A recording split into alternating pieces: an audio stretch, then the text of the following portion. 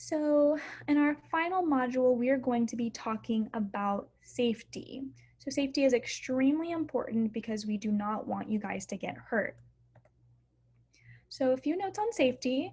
Many of the insects that you will encounter are going to be harmless. However, others can really hurt you. So before you can start collecting data, you must learn how to properly interact with insects. So first we'll be talking about safety around stinging insects.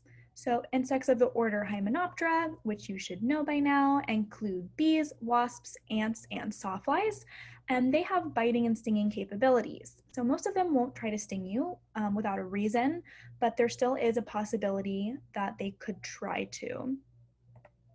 So if you see a stinging insect, do not invade their space, do not swat at them, or do not probe at them in any way.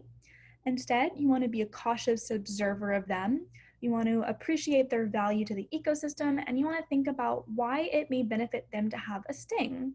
It protects them from predators and it protects them from things that could hurt them.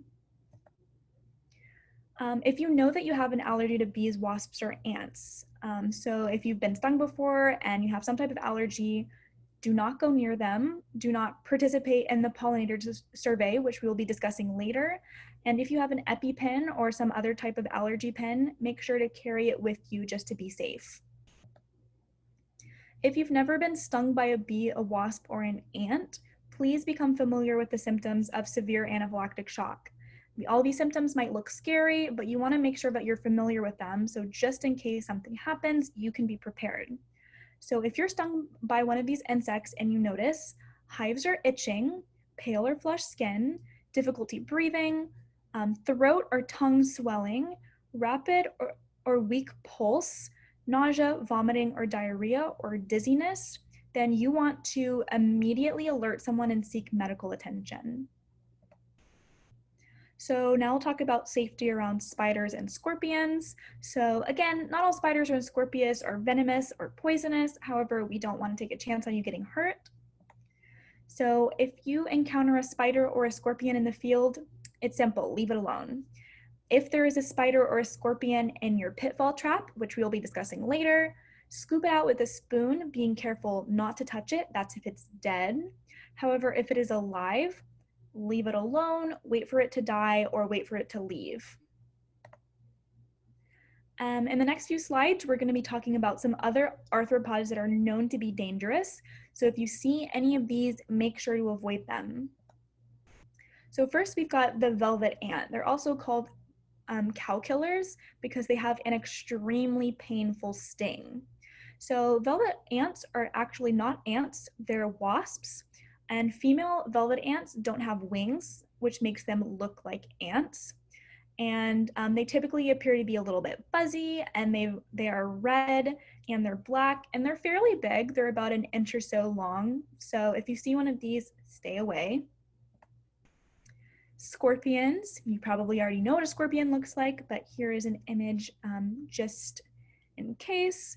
So this is the striped bark scorpion, which is known to be poisonous.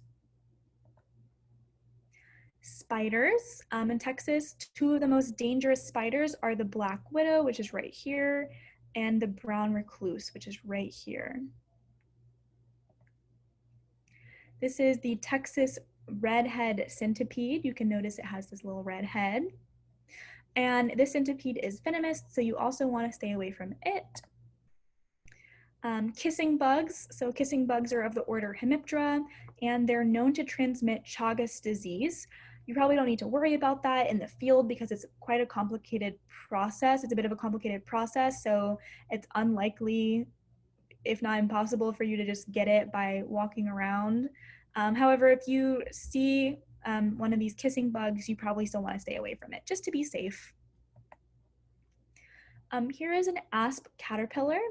You might see this and think, oh my goodness, how cute, it looks so fuzzy. It's actually not fuzz, it's a defense mechanism. And if you touch them, you might get a painful rash. And just in general, it's a good idea to leave caterpillars alone since some of them may have a defense mechanism like this one that can hurt you. And lastly, this is a blister beetle. And when agitated, blister beetles produce a toxin that can hurt you, so you don't want to touch them. Blister beetles can have different coloration, but this is their general body shape. And it might be a good idea to look up pictures of blister beetles just to see a general idea of other colors that they could be. So one last note on safety. For the safety of you and the insects, don't touch any live insects. Stay away from any insects that you know to be harmful. And lastly, be cautious observers of all insects and show them respect because they're doing a very good job. So for this exercise, so it's got two parts. One, create a list of all of the harmful insects that were mentioned in this PowerPoint presentation and become familiar with their names and their appearance. And two, look up dangerous insects in the area that you live in and become familiar with their names and appearance. So for example, say you live in Houston, you might Google dangerous insects in Houston and see what comes up. And it might be fun to even make some PowerPoint slides so you've got a good idea of what they look like and what their names are. So thank you for tuning in to this presentation. In the next module, we will start looking at the activity that you guys will be doing.